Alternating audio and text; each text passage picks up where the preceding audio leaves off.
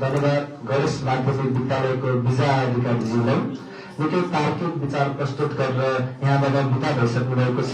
अब भने आजको वक्तृत्व कला प्रतियोगिताको अन्तिम वक्ता विश्वकर्मा माध्यमिक विद्यालयको प्रकृति पौडेललाई आफ्नो मन्तव्य प्रस्तुत गर्नको लागि हार्दिक अनुरोध गर्दछु।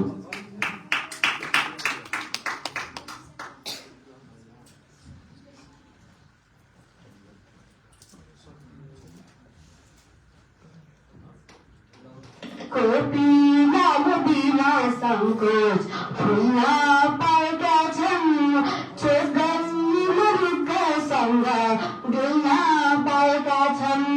बालमन्त्री बागलुङ नगर चर्चा भएको छ देशैभरि, हाम्रा आवाज निर्धक्कले खुल्न पाएका छन्। धन्यवाद कुशल कार्यक्रम सञ्चालकज्यू, आदरणीय सभाका सभापति महोदय, प्रमुख अतिथि, विशिष्ट अतिथि तथा अन्य अतिथिज्यूहरू, गुरुवर्ग, हातमा ल्याएको तराजु बोकी जुनको ज्योति र घामको किरण छुट्टाउन बस्नुभएका निर्णायक मण्डलज्यूहरू, विजयको माला पहिरन आतुर मेरा प्रतिस्पर्धी मित्रहरू र मलाई ताली बजाएर प्रयोग गर्ने मेरा प्रतिस्पर्धी मित्रहरूमा महर्षि बागलुङ नगरपालिका वडा नम्बर 7 स्थित श्री विश्वकर्मा माध्यमिक विद्यालयकी कक्षा 9 आदरणीय छात्रा प्रकृति पौडेलको तर्फबाट स्वीकार्य सानो अभिवादन।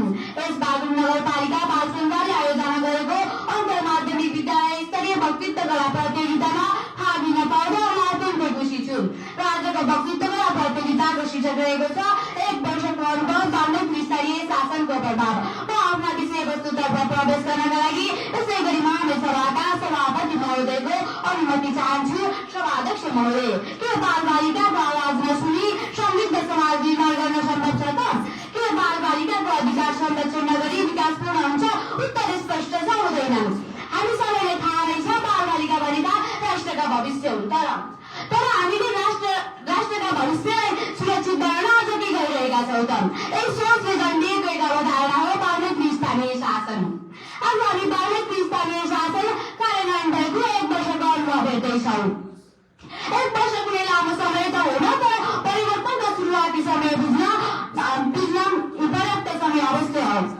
1 वर्ष अघि फर्केर हेरौँ त, बालबालिकाका समस्या कहाँ उठ्थे, कसले सुनिदिन्थ्यो? कतिपय अवस्थामा त बालबालिकाका पीडा आवाजमा पनि मौनता मिलाउँथे। तर आज अवस्था बिस्तारै बदलिँदैछ। बालसभा, बाल सहभागिता, बाल क्लबका मार्फत बालबालिकाले आफ्ना कुरा व्यक्त गर्न पाएका छन्। स्थानीय तहका कार्य योजना र कार्यक्रममा बालबालिकाका भनाइलाई समेटिन थालेको छ। अब प्रश्न उठ्न सक्छ, के बाल्मिक विद्यालय बिना गुणस्तरीय शिक्षा सम्भव छ?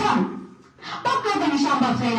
आज बाल्मिक स्थानीय शासनको प्रभावले गर्दा विद्यालयको वातावरणमा सुधार आएको छ। सुरक्षित कक्षाकोठा, शौचालय, खानेपानी र खेलकुदका संरचनामा सुधार आएको छ, जसले गर्दा विद्यार्थीलाई विद्यालय जानका लागि प्रोत्साहन गर्न सकिन्छ। बाल श्रम, बाल विवाह र बाल विवाह जस्ता विभिन्न गम्भीर समस्यामा स्थानीय तहको सक्रियता बढ्दै गएको छ। विभिन्न सचेतनामूलक कार्यक्रमहरूको माध्यमबाट अभिभावकहरू आफ्ना बालबालिकाको अधिकारप्रति जिम्मेवार बन्दै गएका छन्।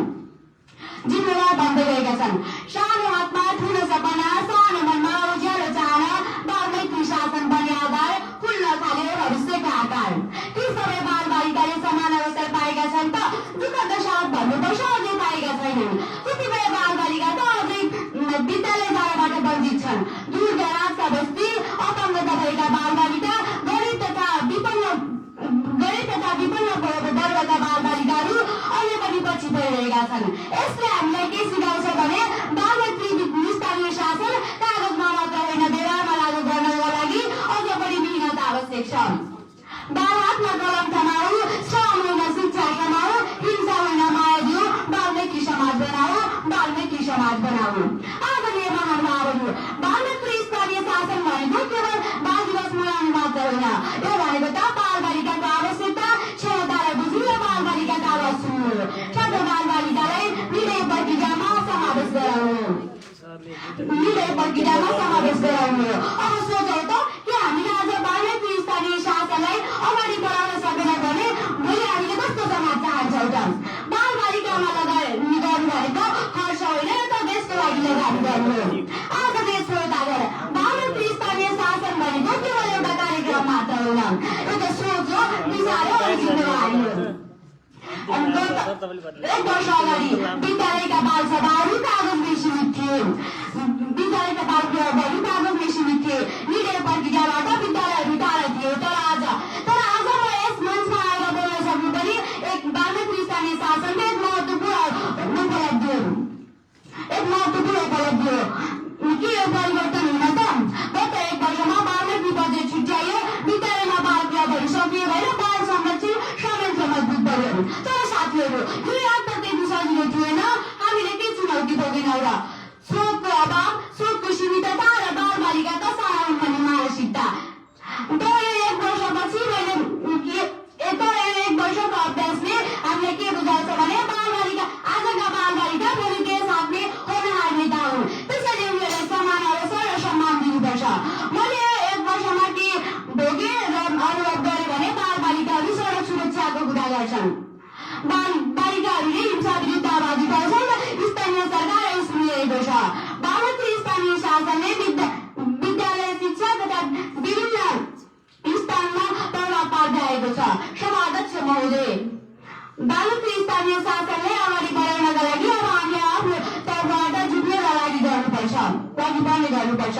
सभाध्यक्ष महोदय, म निष्कर्षमा के भन्न चाहन्छु भने बालमित्र स्थानीय शासनले बाल सहभागिता र अधिकार संरक्षणमा सकारात्मक परिवर्तन ल्याएको हामीले आवाज गरिसकेका छौँ। स्थानीय तहमा बालबालिकाको आवाज सुनिन थालिनु भनेको एउटा महत्त्वपूर्ण उपलब्धि हो। अझ यसलाई प्रभावकारी बनाउनका लागि नियमित प्रतिबद्धता आवश्यक छ। यो यात्रा निरन्तर भयो जहाँ बालबालिका सुरक्षित, सचेत, सक्षम र सम्मानित नागरिक बन्न सकुन्। बालमित्र आज समृद्ध भोलि यो हाम्रो साझा जिम्मेवारी भन्दै समयको पाबन्दीको मध्यनजर गर्दै म आफ्ना भनाइ अन्त्य गर्दै बिदा माग्न चाहन्छु। हस्त नमस्कार। जय बालबालिका, जय बालमित्र शासन। धेरै धेरै धन्यवाद विश्वकर्मा माध्यमिक विद्यालयको प्रकृति पौडेलजीलाई। निकै राम्रो आफ्नो वक्तव्य दिएर यहाँबाट विदा भइसक्नु भएको छ।